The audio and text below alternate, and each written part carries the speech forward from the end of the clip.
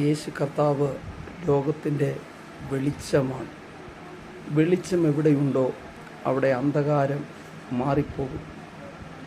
അന്ധകാര ശക്തികളുണ്ട്, ഇരുളിൻ്റെ പ്രവർത്തികളുണ്ട്.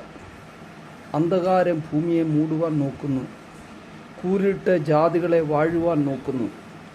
എന്നാൽ ദൈവമക്കൾ പ്രകാശമാണ്. നമ്മുടെ മേൽ സത്യവെളിച്ചമാണ് പ്രകാശിക്കുന്നത്. ദൈവത്തിൻ്റെ പ്രകാശം ഈ ലോകത്തിന് പ്രതിഫലിപ്പിക്കേണ്ട സത്യത്തിൻ്റെ സാക്ഷികളാണ് ദൈവമക്കൾ. ഈ ലോകത്ത് അന്ധകാരപൂരിതമായപ്പോൾ, ഈ ലോകം അന്ധകാര ശക്തികളുടെ കരവലയത്തിൽ അമർന്നപ്പോൾ സത്യവെളിച്ചം ഈ ലോകത്തിലേക്ക് കടന്നു വന്നു. അത് യേശുവാണ് ലോകത്തിൻ്റെ വെളിച്ചം. അവനിൽ ജീവനുണ്ടായിരുന്നു. ആ ജീവൻ ആണ് നമ്മുടെ വെളിച്ചമായിട്ട് മാറിയത്. ആ സത്യവെളിച്ചം ലോകത്തെ പ്രകാശിപ്പിക്കുന്നു. യേശു എവിടെല്ലാം കടന്നുപോയിട്ടുണ്ടോ അവിടെല്ലാം വെളിച്ചം വീശിയിട്ടുണ്ട്. ഒരിക്കൽ യേശു കർത്താവ് കബർന്നഹൂമിൽ താമസിച്ചതിനെ കുറിച്ച് ഇങ്ങനെ പറഞ്ഞിരിക്കുന്നത് ബൈബിളിൽ, ഇരുളിൽ ഇരുന്ന ജനം വലിയൊരു വെളിച്ചം കണ്ടു എന്നാണ്. യേശു ജനിക്കുമ്പോൾ തന്നെ ഒരു നക്ഷത്രം ആകാശത്ത് ജ്വലിച്ചു നിന്നു. മാലാഖമാർ, ദൂതന്മാരുടെ പ്രകാശം ഇടയന്മാരെ ചുറ്റി മിന്നി. യേശു എവിടെ ചെന്നാലും അന്ധകാര ശക്തികൾ ആയുധം വെച്ച് കീഴടങ്ങും. ഇരുളിൻ്റെ ശക്തികൾ യേശു കർത്താവിൻ്റെ സാന്നിധ്യത്തിൻ്റെ മുമ്പിൽ, സാമീപ്യത്തിൻ്റെ മുമ്പിൽ വിട്ടുപോകും. അങ്ങനെ യേശു ജീവന്റെ വെളിച്ചമാണ്. യേശു നീതി സൂര്യനാണ്. അവൻ രോഗോപശാന്തിയോടുകൂടെ ഉദിക്കുന്ന ദൈവമാണ്.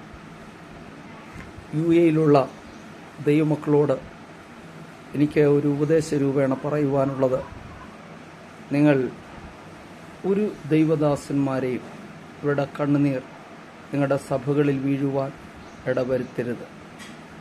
ആ യുഎയിലെ ദൈവഭക്തന്മാരുടെ കണ്ണുനീർ വീണാൽ യുഎഇ വെള്ളത്താൽ മൂടപ്പെടും. നിങ്ങൾക്ക് കുടിവെള്ളം കിട്ടത്തില്ല. മാത്രമല്ല, നിങ്ങൾ വളരെയധികം ഒരു തുള്ളി വെള്ളത്തിന് വേണ്ടി നിങ്ങളുടെ മക്കൾ നെട്ടോട്ടമോടും. Water everywhere but not a drop to drink എന്നെഴുതിയിരിക്കുന്നത് പോലെ അവസ്ഥ. യുഎഇ വിട്ട് വെള്ളത്തിൻ്റെ ദൗർലഭ്യം മുഖാന്തരം, അല്ലെങ്കിൽ വെള്ളത്തിൻ്റെ അതിപ്രസരം മുഖാന്തരം യുഎഇ വിട്ട് ജനം പലായനം ചെയ്യേണ്ട അവസ്ഥ വരും. ആ അവസ്ഥ വരാതിരിക്കണമെങ്കിൽ ദൈവജനം ഉണരണം. ദൈവജനം നിങ്ങളുടെ പ്രകാശം ഇരുളിൽ പ്രകാശിക്കണം. അന്ധകാരം പ്രകാശമായിട്ട് മാറണം. അവിടെ നന്മ തേടി വരുന്ന, ഞെരുക്കത്തിലിരിക്കുന്ന, കടഭാരത്തിലിരിക്കുന്ന, ദുഃഖത്തിലായിരിക്കുന്ന ദൈവദാസന്മാരെ ഇന്നു മുതൽ, കർത്താവേ, ഞാൻ നന്മ കൊടുത്തില്ലെങ്കിൽ പോലും അവരെ അവഗണിക്കുകയോ അവരെ ദുഃഖിപ്പിക്കുകയോ അവരെ പുറത്താക്കുകയോ ചെയ്യുകയില്ല എന്ന് യുഎഇയിലെ ദൈവത്തിൻ്റെ ദാസന്മാർ, അവിടെ എല്ലാവരെയും സ്നേഹിക്കുന്ന ദൈവ ഭക്തന്മാരുണ്ട്. ഗുജറായിലുണ്ട്, വർഷിപ്പ് സെൻറ്ററിലുണ്ട്, അതുപോലെ അബുദാബിയിലുണ്ട്.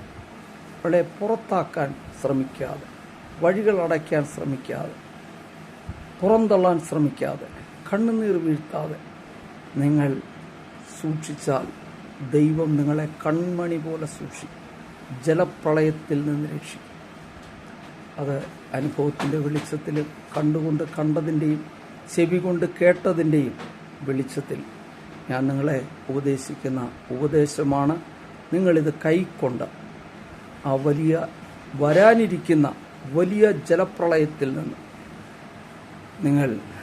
നിങ്ങൾ മുഖാന്തരം യുഎഇ വിടുവിക്കപ്പെടണം എന്ന് ഞാൻ നിങ്ങളോട് യേശു ക്രിസ്തുവിൻ്റെ നാമത്തിൽ ഞാൻ നിങ്ങളെ ആഹ്വാനം ചെയ്യുകയാണ്. ഞങ്ങളുടെ ഭാരതയാത്ര നടന്നുകൊണ്ടിരിക്കുകയാണ്. മഹാരാഷ്ട്രയിലെത്തി യൂട്യൂബിലൂടെ അവിടുത്തെ ദുരിത കാഴ്ചകൾ കാണുവാനിടയായി. അപ്പോൾ ആണ് ഞാൻ ഇപ്രകാരം നിങ്ങൾക്കൊരു സന്ദേശം, ഒരു ഉപദേശം ഞാൻ തരുന്നത് യേശുവിൻ്റെ നാമത്തിൽ പരിശുദ്ധാത്മാവിൽ ശരണപ്പെട്ട് ഈ ഉപദേശം നിങ്ങൾ കൈക്കൊള്ളണമേ. ആമേൻ, ആമേൻ.